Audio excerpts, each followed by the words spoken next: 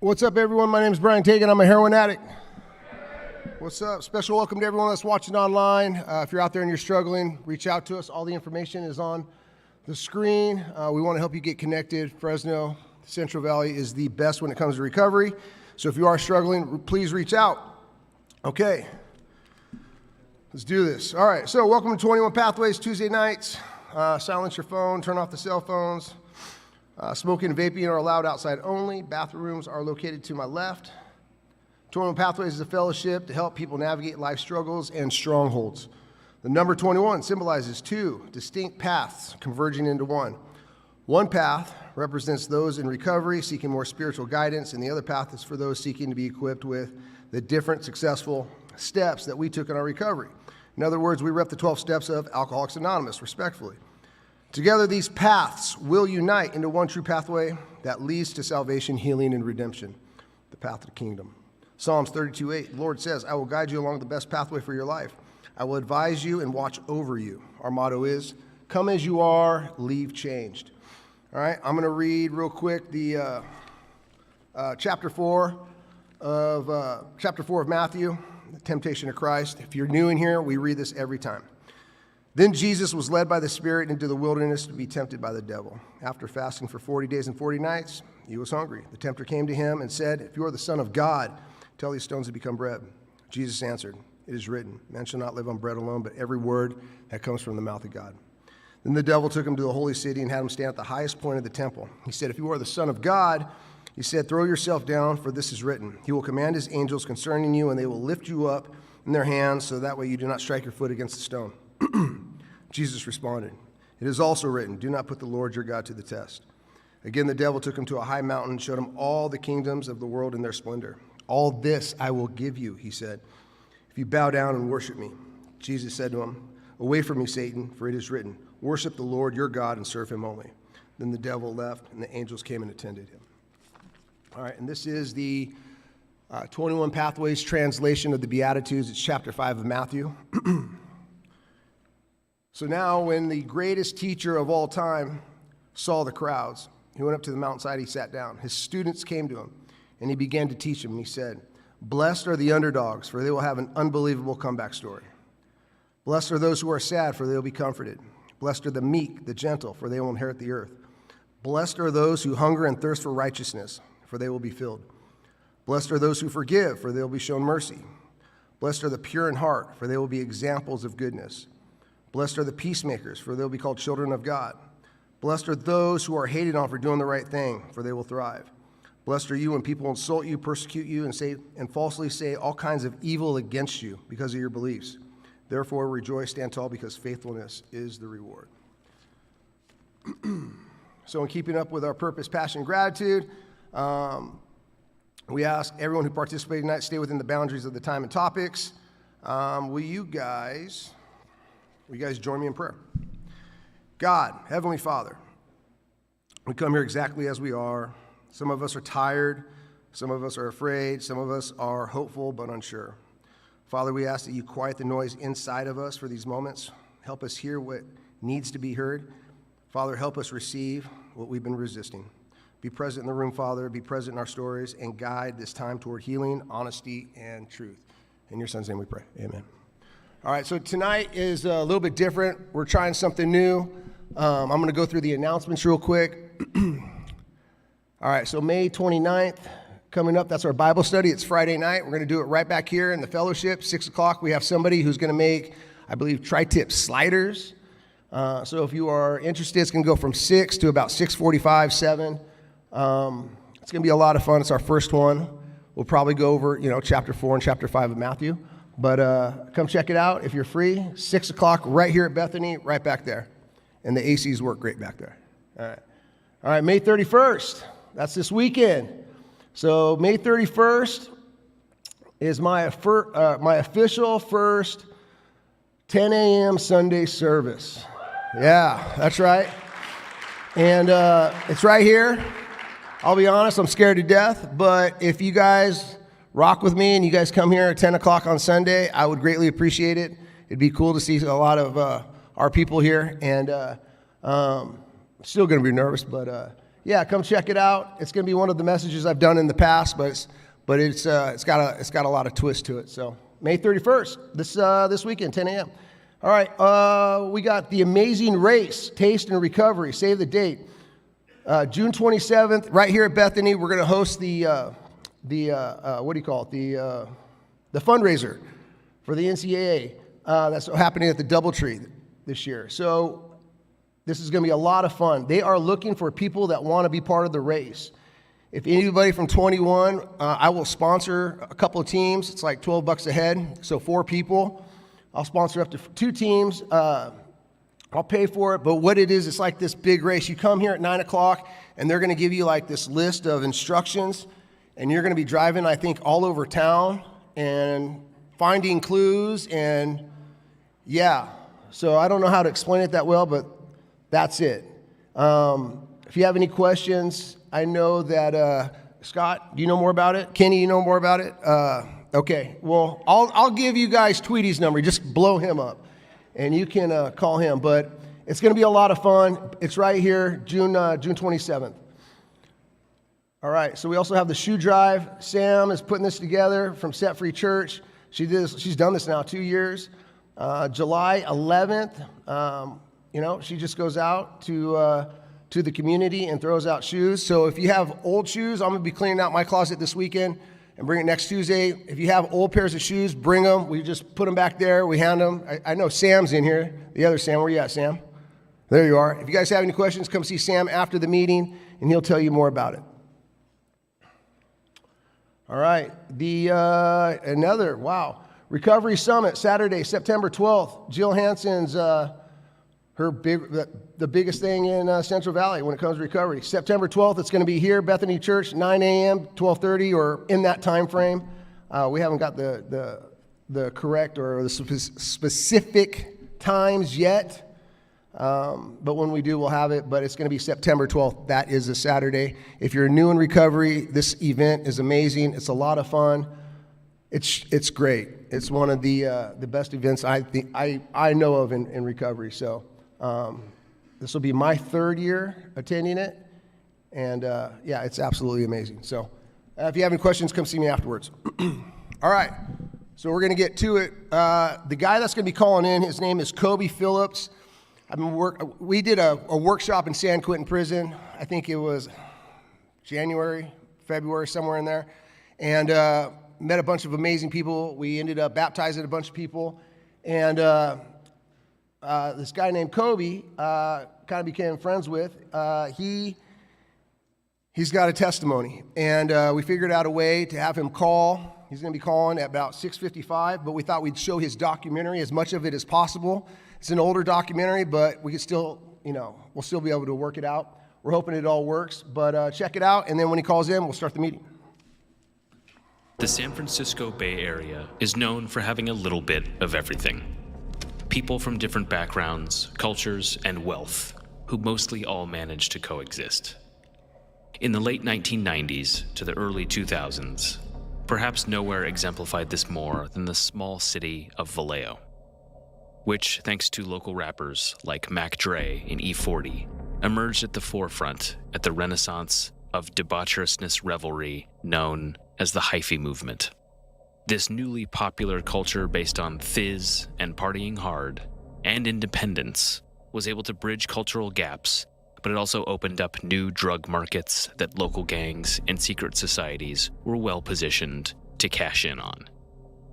For a group of young men in what was called the family-affiliated Irish Mafia, this era presented an opportunity for kids who'd grown up in the drug business to become drug lord millionaires as young adults. Known better by the acronym FAME, the gang had grown in the shadow of the Aryan Brotherhood, its members surrounded by Hell's Angels and other wild peckerwoods. But unlike the goose-stepping skinheads of Orange County and Long Beach, FAME somehow managed to straddle the seemingly incompatible worlds of Aryan prison gangs and hip-hop culture in the 707. More than that, FAME was founded on the concept of love and loyalty by childhood friends who in their teens sincerely believed they would stick together forever. managing to team up with Mexican drug cartels at an age where most young men are still discovering themselves. But just as quickly as the gang's prominence, wealth, and power rose, the gang would be challenged by not just law enforcement, but fractures from within. This is the story of two childhood friends who became blood enemies, culminating in betrayal, tragedy, and the taking of innocent life. This is The Killer Chronicles. It was the early 1990s in a place called Rodeo, California, on a short roadway between Garrettson Avenue, where a small group of young friends were looking for something to call themselves. There was Coby Phillips, the son of a methamphetamine manufacturer named Donnie Phillips, two brothers, Jason and Matty Boy Donahue, whose father, Big Matt, had already made headlines for beating a murder case in Vallejo during his early 20s, and whose mother, Marty, would go on to become a part of one of the biggest racketeering cases in United States history. Others in their large circle included names like Blair Guthrie, the so-called Julia Child of meth in Contra Costa County, Joanne Guthrie, who'd come to be known as the secretary for the Aryan Brotherhood godfather Barry the Baron Mills, and Wendell Blue Norris, a storied AB member linked to several daring murder plots, escapes, and a failed takeover of the gang, and Raymond Ray Ray Folks, a longtime Hell's Angel president, widely believed to have kicked off the infamous River Run biker gang riots of 2002. And that's just a small sampling of the community these three young men and their friends grew up in. There were two older brothers in this circle as well, Timothy Covey and his younger brother, Thomas, who went by Bubba and would come to live at the Donahue household on Garrettson Avenue for long periods of time. Bubba, the Donahue brothers, and Coby are widely credited with forming the family-affiliated Irish Mafia, or FAME, with Coby having made connections with the Aryan Brotherhood inside San Quentin, the Donahue brothers forming a reputation for themselves on the streets, and Bubba more or less a hanger-on whose loyalty to the group was never questioned. Timothy Covey more or less stayed away from the others, until one day when he had to do a jail stint and requested a FAME tattoo to make things easier for himself. Others from the West Contra Costa area quickly gravitated to this new FAME thing that was coming together, including another kid from around the way named Joseph Verducci, who called himself Ruthless. To the criminal world in the 1980s, 90s, and early 2000s, Contra Costa County in California grew from a burgeoning to a flourishing meth market. Initially cornered by homegrown suppliers like Blair Guthrie or Donnie Phillips, then taken over by Mexican cartels when the DEA, during the Clinton administration, leaned on pharmaceutical companies to stop the wholesale supply of precursor chemicals. This arguably necessary move had an unwitting negative effect of opening a huge international supply chain, as the same type of restrictions on precursors didn't exist in Mexico, and cartels south of the border had already become experts in smuggling drugs during the Pablo Escobar era. As the United States rolled out anti-crack publicity campaigns, this is your brain on drugs. The drug of choice for the back alleys of America slowly shifted to methamphetamine, causing addiction rates to spike nationwide. This was especially true of densely populated regions like the San Francisco Bay Area, where wholesale meth suppliers could easily make a killing simply by selling to a few select middlemen drug dealers who would take on most of the risk and in turn be too scared or too proud to snitch on their suppliers when they got caught. It was against this backdrop that the family-affiliated Irish Mafia went from a small group of teens to a local gang that was widely believed to be at the top of the food chain. Its leaders were professional drug dealers, and as Coby and Matty Boy began catching felony cases and ending up in prison, they would then expand the gang and make inroads with more ruthless prison gangs such as the Aryan Brotherhood. It certainly didn't hurt that Matty Boy's mother and father were personal friends of Barry Mills, the man widely considered to be the godfather of the Aryan Brotherhood, who was still able to control the gang from his maximum security federal prison cell. While Coby Phillips and Matty Boy were in and out of prison, Jason Donahue and Bubba were largely able to avoid serious legal repercussions. Coby, by contrast, caught a stabbing case as a young man, expressed excitement at the idea of a life sentence, admitted to stabbing a man he believed was a child molester during his trial, and still won an acquittal. Inside San Quentin, he was validated as an AB member based on his association with Curtis Price, a gang hitman who had killed 2 people in Humboldt and Southern California. As the 90s rolled on, Coby's life consisted of year-long stints in prison, followed by shorter periods of freedom. One time, an institutional gang investigations prison squad followed him from San Quentin to his grandparents' house in San Pablo, watched him drive to Rodeo, and arrested him as he walked across the street with an alleged FAME member, and took him back to prison on a parole violation, all in the same day. But the 2000s were a different story. Coby had fallen in love and settled down with a childhood friend named Stacy, adopting her 2 kids and having a son of their own, named after the 3 other founders of FAME. They moved to the nearby suburbs of Solano County, ending up in a stucco home next to dentists and insurance salesmen. There was just one hang-up, which was that Coby was now a major meth dealer, entirely funding his lifestyle on drug trade. And the landlord of his home was a cartel-connected cocaine and meth smuggler named Sergio Vega Robles, who owned properties all over Northern California and used a clothing shop as a front for his budding drug empire. Sergio was full of secrets. He was a member of a Sureño gang called RST, but had familial connections to the Sinaloa cartel that led to the creation of a Mexican drug pipeline that ended in a small town called Benicia. In addition to FAME, Sergio was supplying black gangs in Richmond, including a local cocaine kingpin known as Peanut. But perhaps Sergio's biggest secret was that he was also attempting to stave off possible problems from the DEA and local police by signing up as an informant, turning in other dealers who competed with Sergio for customers, and hoping that trained, experienced drug cops would never catch on to his two-faced scheme. Sergio's brother, Jose Carlos Vega Robles, had a more streamlined approach: simply shoot or kill anyone who got in his way. Bubba had his own drug customers as well. By the early 2000s, they were all moving pounds as fast as they could acquire them, raking in cash, racking up spending, and closing in on the ultimate goal of becoming drug-dealing millionaires. Oftentimes, they would simply pay the meth importers from Mexico in guns instead of money, telling the local tweakers to go out and burglarize guns in exchange for slivers of crank. Then, it all came crashing down. Matty Boy got busted shipping around 300 pounds of cocaine on a drive to Chicago. And after a traffic stop in Utah, he ended up getting a 10-year prison term in federal prison. Coby's troubles were somehow even worse.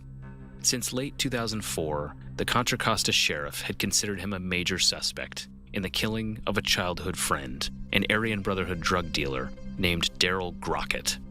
And though the police couldn't prove the murder, they had violated Coby's parole for associating with Daryl on the night he was killed. Adding insult to injury, the exact date of Coby's arrest was in November, on his 2-year wedding anniversary with Stacy. Trapped in a prison cell, Coby seemed closer than ever to getting the life sentence he'd wanted as a young man. Except now he had a wife and kids who had been relying on him as their criminal breadwinner. With no other options, he reached out to his childhood friend, Bubba's older brother, Timmy Covey, to stay with his family, keep the drug business going with Jose and Sergio, and if need be, protect them from whatever fallout might come from people believing he'd whacked an AB member. It wasn't long before Timmy and Stacy began pursuing an extramarital affair, which by then was the least of Coby's worries. as he was certain to be charged with murder any day. But it didn't happen. Coby was released in 2005 and continued to sell drugs with Sergio while attempting to keep his fractured family together and pursuing his own affairs on the side. The result was some kind of Sopranos-esque inter-family drama, only worsened when Bubba began dating Stacy's younger sister, who by then was still a teenager. Despite it all, Coby and Stacy's marriage weathered the storm, and they left their suburban home together November 30th, 2005, to celebrate their third wedding anniversary. They made it a couple blocks when the DEA closed in, cuffing the happy couple, dragging them back to their home, before searching it with a warrant and carting Coby off to jail. For you see, Sergio's double life had just closed in around him. The DEA agent he'd been snitching to, Gina Giacchetti, had caught wind of his second job as a major drug dealer, in part because he'd showed up to a meeting in a luxury car and admitted to owning about $1 million in real estate. And Gina was upset. She'd initiated a wiretap, which had caught a desperate Sergio arranging cocaine sales while attempting to collect debts from middlemen all over the Bay Area, as he'd perhaps foolishly fronted drugs to Coby and others while failing to pay off a rather sizable debt to the cartel. Now, thanks to Sergio's wiretapped phone calls, his couriers led the DEA to a drug house in Southern California, and he was now legally responsible for about 100 kilos of cocaine. The following year, Coby was granted a release from jail, moving into a tiny apartment in Vallejo, and worked to scrape out a living with his main drug supplier still in federal custody, and friendships falling apart around him. After learning of Sergio's status as a DEA informant, Coby had circulated court records, resulting in Sergio being beat up in federal holding. The federal case against Coby didn't amount to much, but there were other problems. Coby and Bubba's friendship disintegrated quickly, with serious consequences for fame. There were disputes about money, and it probably didn't help that Bubba's brother had carried on an affair with Coby's wife, or that Bubba had been with Stacy's underage sister with allegations of domestic violence to boot. Coby liked to bully Bubba and embarrass him in front of other Fame members. During one heated conversation between them, Bubba allegedly said he'd take Coby's son, who was a toddler, and smash his head into the wall. That upped the ante considerably. One day Bubba got himself a gun, took a hit or two of crank, and got in his car along Highway 4, intent on settling the score. He would later explain that he took the drugs to get courage to commit a shooting. But Bubba's driving skills may have been affected by the drugs, or maybe it was the fact that he was driving a stolen GMC. At any rate, the cops attempted to pull him over in Martinez, California, and he hit the gas. He got as far as his hometown, Rodeo, within walking distance of the Garrettson household, when he crashed near Lefty Gomez Park and made a break for it on foot. Bubba was booked on felony gun and evasion charges. On the way in, he mentioned that he had led the police on a high-speed pursuit in Vallejo just a couple days earlier. Bubba was released but missed a court appearance in the Vallejo high-speed chase, generating a $30,000 warrant for his arrest. Meanwhile, Coby's legal troubles began piling up. He was arrested on New Year's Day in 2007 for an alleged domestic violence incident where everyone involved was seriously drunk. The feds used the arrest to keep him jailed indefinitely. Concerned Bubba would make good on his threat, Coby told Joseph Verducci and others to keep an eye on them while he was away, not sure how long it would be. So all of this brings us to my office bar on the night of January 14th, 2007, where Bubba and another Fame member named Kyle stopped for a couple beers. Bubba occasionally stepped outside for a cigarette, and during one of these trips, he saw Stacy's Impala drive by. It sparked an idea. He called her, asking to talk to her sister. She responded aggressively, asking why he'd been calling, as if he hadn't threatened her son days earlier. She hung up. He called back, again, with the same result.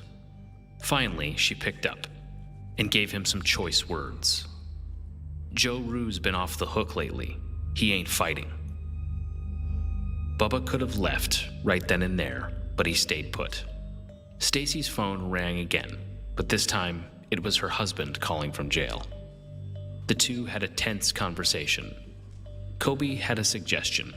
Tell Joe Rue to go over to Bubba's home in Rodeo and, quote, handle that. They exchanged some pleasantries and hung up, and the Solano County Sheriff was recording their every word. Back at my office bar, Bubba stepped outside again, this time to urinate next to the bar. When he turned back around, there were Joseph Verducci and Jose Vega Robles, one with a gun, the other with a knife. Bubba made a mad dash for the door, running alongside the front end of the bar as shots rang out, barely staying one step ahead of each bullet. He barreled through, jumped over the bar, and grabbed a fire extinguisher, while Kyle armed himself with an empty whiskey bottle. As Bubba was doing so, a man to his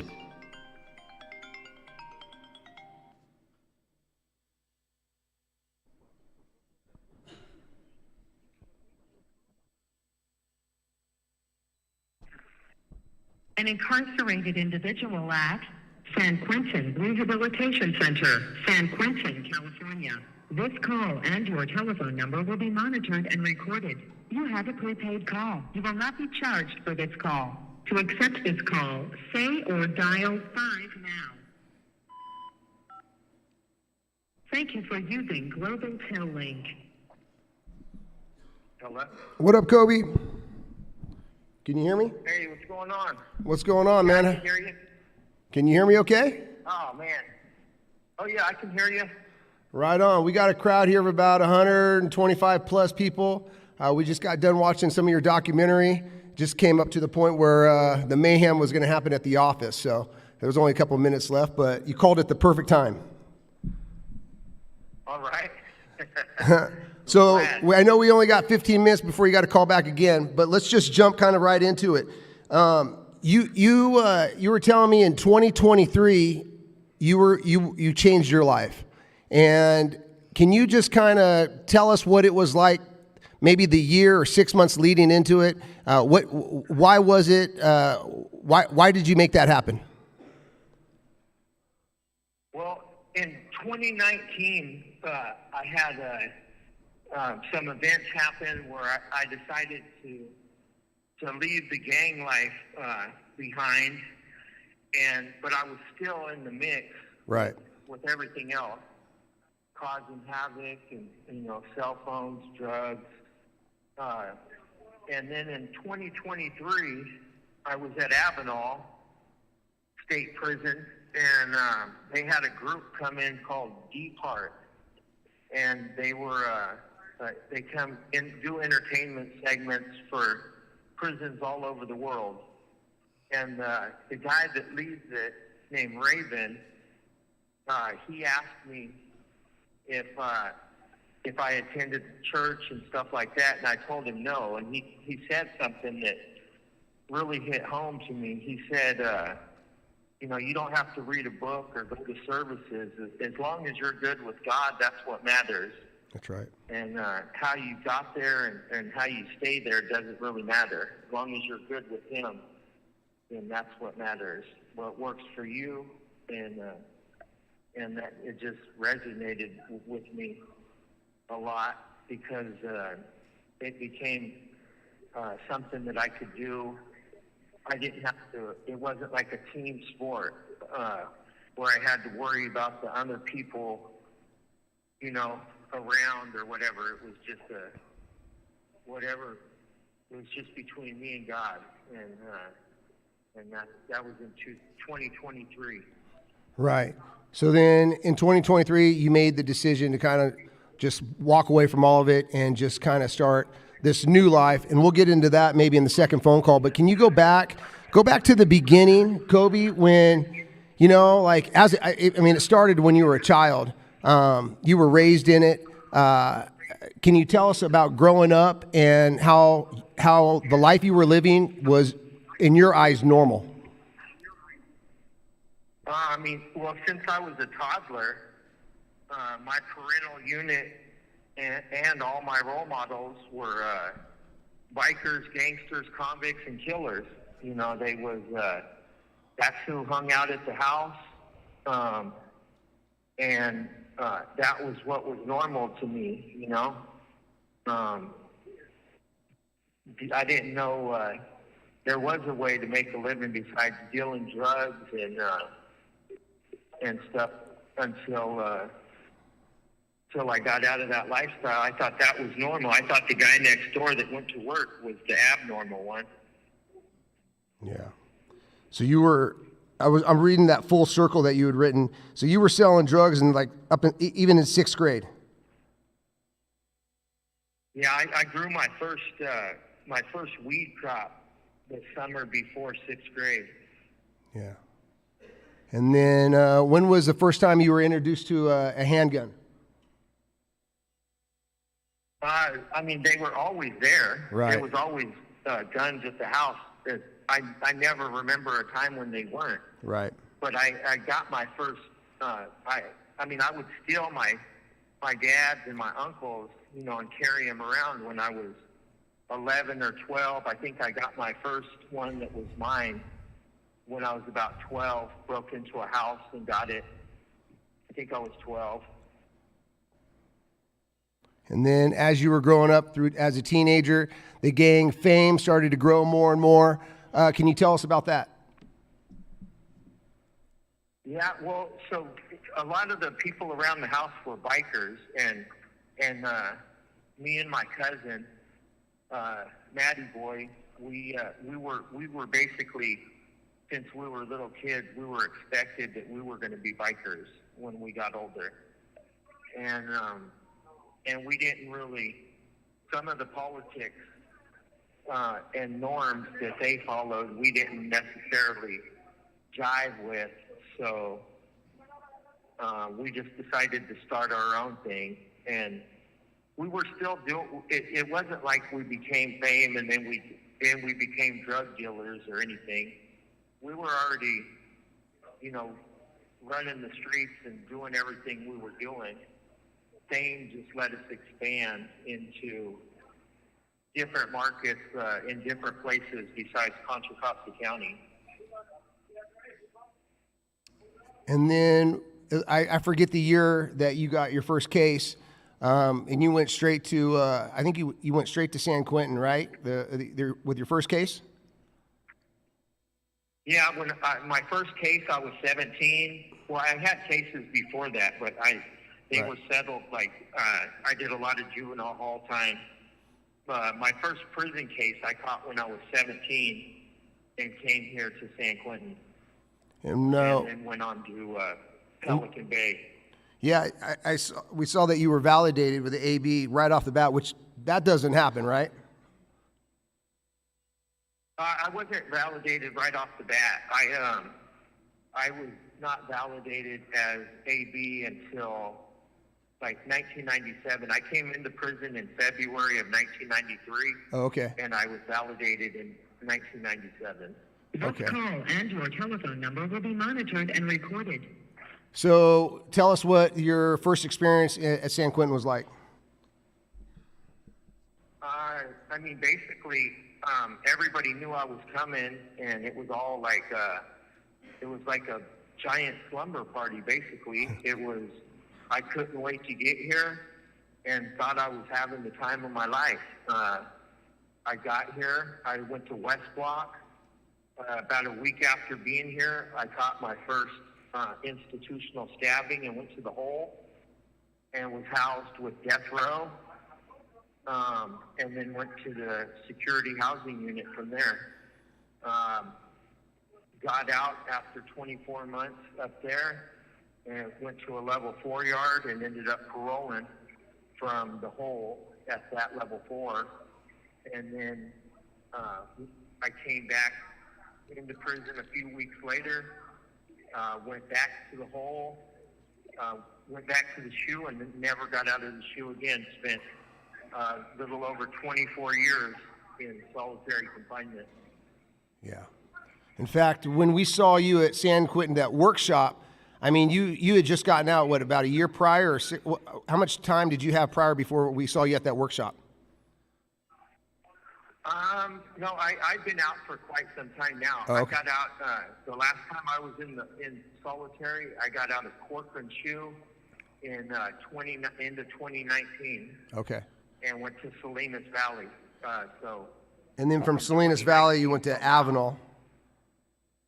Yeah, I went from here to Corcoran to Salinas Valley to Avenal and then back here. Okay.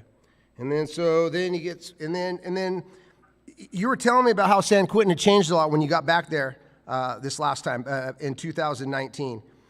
You said that you got away from the gangs, but yet you were still creating mayhem in there, moving stuff, cell phones, whatever. And then, but in 2023 came a point where you just were ready to make a change, right?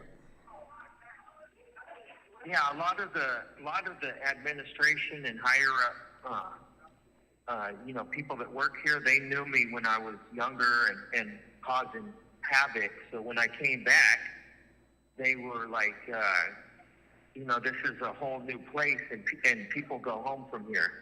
Yeah. And if you are really making that change, then you can go home from here too. And so I just threw myself into all these self-help groups and programs, and I ended up getting resentenced from 105 years to life to 25 to life, and now I go to the parole board in less than 2 years. Right on. So but something else, and we'll get to that here probably in the next phone call or two. When in 2023, when you were making this change, how old was your son at this point? In 2023, my son was 25. Was 25 years old. And let's just back up a little bit. What was your guys' relationship, from 18 to 25? What was that relationship like? Well, we had good relationship, excellent. And I had 3 kids. 2 of them have never been in any trouble at all. Yeah. My oldest son, James, he went to prison a week after he turned 18. So he kind of followed in my footsteps, sadly. And what was your son's name, who was 25, you said? James. He was, that was my oldest son. And on May 9th, 2024, he died of a fentanyl overdose. Yeah. So I didn't get a chance to read to everybody the thing you wrote, the full circle that you wrote. And when we get off before you call back again, I'll try to read some of it. But you talk about how it was a full circle. And you question, did my son die for my transgressions? Was this karma? Is this a nightmare? Right? I may still wake up from. Can you just talk about those thoughts? Oh, I mean, they're devastating. Like, yeah. I dealt drugs my entire life, and poisoned my community, destroyed my community ever since I was a kid with drugs. And then my son dies from drugs. Like, that really messed me up. When you said you guys had an amazing relationship, did you know he was using? Was he able to talk to you about it? Yeah, I did, and he did, and he just couldn't kick it. What were those conversations like? Did he say, "Oh, well, you used to do it too, Dad"? Or, how did you navigate through that as a parent? There's only so much you can do over the phone. And, right. He would just tell me, "Oh no, I'm good. And I'm from the streets. I know when I'm being bullshitted." So it's like, he would tell me it was good, but I knew it wasn't. And you can only do so much over the phone. And it was fentanyl, correct? It was fentanyl. It was fentanyl. And what was the actual date on that, Coby? Just so I have it for my records. May 9th, 2024. May 9th. This call and your telephone number will be monitored and recorded. So it was, we're just coming up on 2 years, correct? Or we just passed 2 years? We just passed 2 years. Yeah. And I know and we'll probably get into this in the next phone call. I think we got about a minute or so left. But you ended up, obviously you've made a huge change from 2007 all the way up to, your time in 2023 when you started to make changes. When you were young in San Quentin, young in the system, did you ever see that you would be at this point in your life, like making changes, doing positive things? 60 seconds remaining. Absolutely not. Yeah. I woke up every day to put in work and went to bed every night thinking about how I was going to do it. It was, no, I absolutely not. I thought I was programmed to that. That was what we were going to do, and there was no alternative. It just was what it was. Yeah. Okay, I'm gonna. I know we're gonna get cut off here any second. I'll wait for your call back, and then I'm gonna start to kind of read this full circle that you wrote for the crowd, and then we'll see you in about less than a minute or whatever. Okay. All right. All right. All right. So this is what he wrote. Since as far back as I could recall, I believed two things above all else. The police were bad guys, and the only way to make money was to drug deal. A person's lifestyle was to be determined by how much product they could slang. Since I was a toddler, my role models were bikers, gangsters, convicts, and killers. My father was a very successful and notorious meth cook and a Bay Area legend. Drugs were always present in my life. I grew my first weed crop the summer before 6th grade. My uncles taught me to cook meth then, and I was in 7th grade in my dad's large-scale lab. I have sold various drugs since elementary school: methamphetamines, coke, ecstasy, pills, psychedelics, cannabis.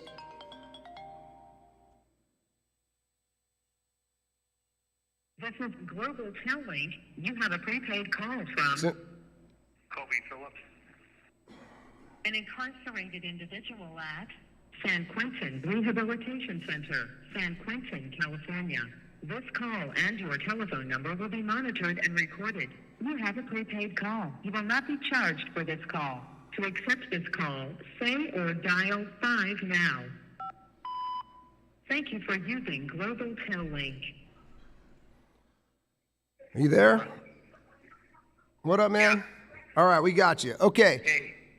So now let's talk about all the good stuff, right? So in 2023, you decided you wanted to make a change. So you're making a change, and then your son passes in 2024. Like, what was your thought? Like, man, were you angry at God? Like, hey, here I am trying to change my life, and, now my son passes? No, I was angry at myself. Yeah. I wasn't angry at God. I was angry at myself, and I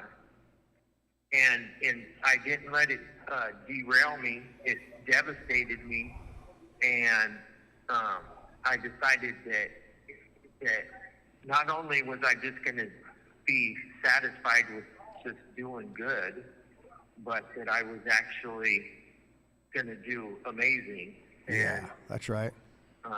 that's just how I live every day now. I try to do positive stuff every day that helps other people. Beautiful. And so just real quick here, I can only imagine how hard that is too.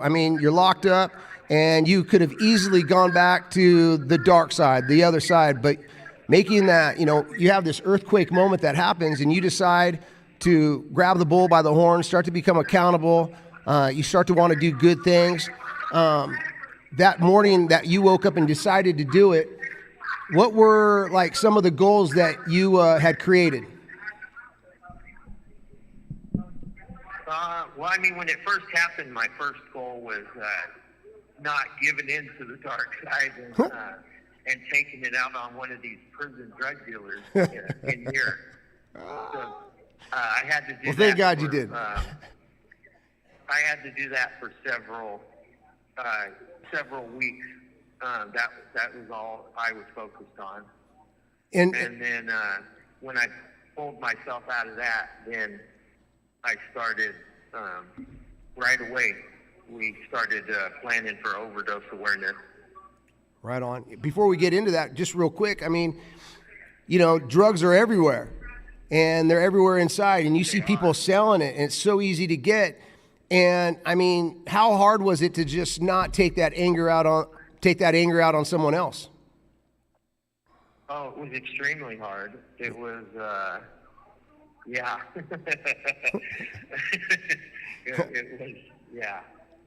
It was hard. Yeah.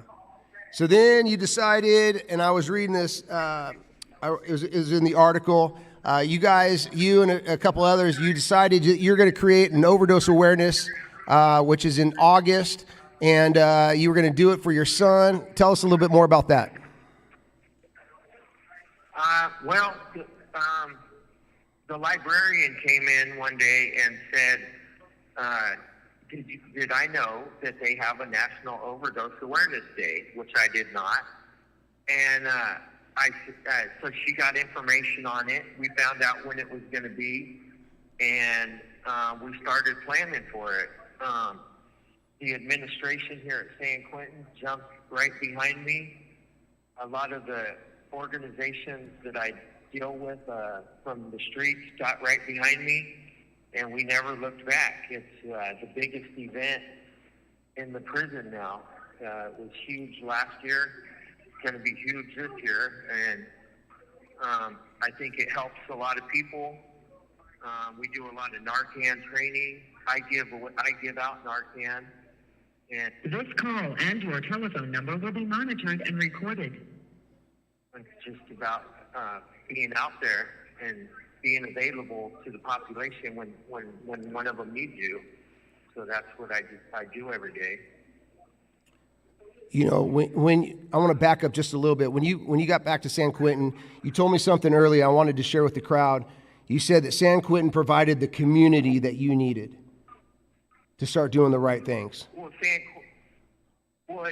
it provided me the opportunity, and it provided me with the surroundings to be a part of a positive part of a community for the first time in my life. Yeah. And then here you are years later creating this Overdose Awareness Day. I know I'm excited about coming down. It's going to be the 29th. Can you tell us what's going to happen that day? Tell us what do I have looking forward to? Like, I know you said the San Francisco, the representatives of the Giants are going to be there, but tell us some of the other organizations that are being a part of this. My biggest backer has been the San Francisco District Attorney, Miss Brooke Jenkins. She has been an amazing ally in this fight against fentanyl. Mothers Against Drug Addiction and Death are going to be there. Marin Public Health is going to be doing Narcan and CPR training. We're going to feed the entire population and the guard Costco pizza. That's right. We're going to have a lot of speeches. You're going to do the opening prayer. We're going to have a lot of entertainment stuff, singers. We're going to have a slam poet, a bunch of games and raffles. It's going to be an all-day event taking up the entire yard. So we talk about here at 21, we talk about the importance of service, especially in the recovery community. We talk about how important it is and how it's like the heartbeat of a life redeemed, and how the service is us putting things into action and just helping others. Tell us how important service is to you and how service has changed your life. Well, I mean, it's what got me through it. It gave me a reason to keep pushing and being positive. And I think if I couldn't have done that, who knows where I would be. and then just without it, there, what are we doing? Yeah. If we can't help each other, then that's we're messed up individuals. Is like the people that we met there, like Trevor, Oscar, are all of them part of this too, or is this a whole different crowd? You guys putting this together? No, it's some of the same people. Okay. But it's a different committee. It's a committee, the same committee we used last year. So it's the same. There's a lot of them you met up there, but you probably wouldn't know by name, but they were at your event for sure. Yeah. What? Okay. So when you get a chance to call all these people around San Francisco, I know you talk to a lot of lawyers, a lot of people, politicians that back up this event. Is it easy to talk to? Do you feel any judgment? Or, I mean, the people that you talk to, do you know that they're going to be supportive regardless? No, I don't feel no judgment because I don't have nothing to lose with it. Like, if you want to help me, then you can, and if you don't, thank you for your time. Right. And I'm moving on to the next. Like, we got stuff to do. We can't be wasting those thoughts on, what are they going to think? What is, they don't want to be part. This call and your telephone number will be monitored and recorded. We'll just keep pushing. That's right. All we can do. We talk about all the time here at 21. We talk about the Beatitudes, chapter 5 of Matthew, and one of our translations for it is, "Blessed are the underdogs, for they will have an unbelievable comeback story." Right? So tell us about, you're an underdog. Tell us about being an underdog and this being your comeback story. Man, well, I don't know about a comeback story. Oh, it is. I don't think I ever made it anywhere. Being a gang leader and all that stuff was a total waste of energy, time, and but I look forward to making a good story and having a happy life outside these gates one day if that's what the board sees fit to do. And if they don't, then I'm at peace with myself, and that's just how it is. That's right. That's right. So with a couple minutes left here, with this crowd, give us some words of wisdom, give us some thoughts, give us some motivation. A lot of us in here are a bunch of underdogs just struggling to, to stay sober, to stay off the streets, to stay clean. We know how hard it is to fight. Give us some words of motivation, if you could. Well, I mean, it's just the streets are definitely not worth it. It's when you go down there and buy that sack of crank, you ain't spending $50 on it. You're actually wagering losing your family and your job and your house and everything else. It's going to cost you more than that $50 you're spending to get high.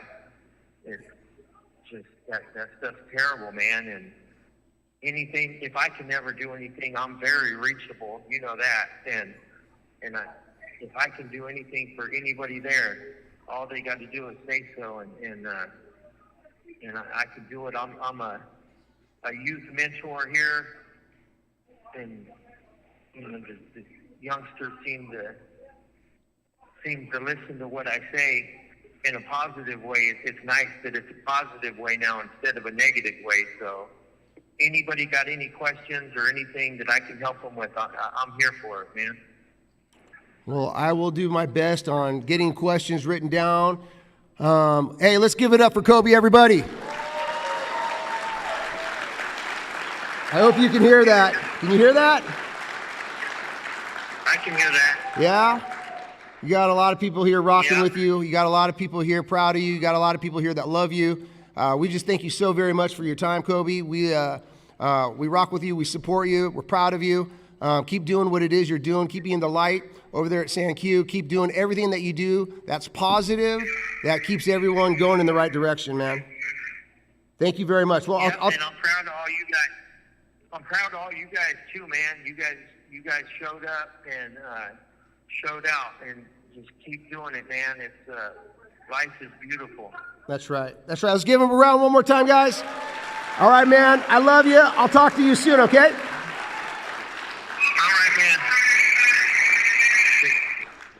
Yeah, how cool is that? Yeah? I'll be honest, I was tripping. I didn't know how it was all going to work out, but I think we did all right. I think we did okay. All right, we're going to read Walking Together, and we're going to end a little early. Where's my Walking Together at? Usually Ashley takes care of this. All right, here we go. All right, here we go. Walking Together. In the story of temptation read earlier, we were given a blueprint of success. How do we bring light out of darkness? Here's the solution. Jesus models what it looks like to bring order out of chaos. When he has that test of heart, he responds, "It is written," which is another way of saying it is in the Word. And Jesus has the Word in him. Not only does Jesus know the path, but he walks the path correct. Not only does Jesus know the story of God, but he trusts the story of God. And we see him do that precisely in the story of temptation, Matthew chapter 4. What's going to happen this week? What's going to happen today when we walk out that door and we have that test of heart? Right? What's going to happen when we have that test of heart? Will you know the Word? Will you trust the Word? As we walk together, as Jesus walked the path, we equip ourselves with the profound wisdom of Scripture. So the next time temptation or challenge confronts us, we stand resilient, declaring with conviction, "It was written." Know the Word, trust the Word, know the story, trust the story, know the path, walk the path. God has a plan. We just need to trust it. It was written. Who brought us together tonight? Our Father, who art in heaven, hallowed be thy name. Thy kingdom come, thy will be done, on earth as it is in heaven. Give us this day daily bread, and forgive us our trespasses, as we forgive those who trespass against us. And lead us not into temptation, but deliver us from all evil. Thine is the kingdom, the power, and the glory forever. Amen. Trust God, put in work.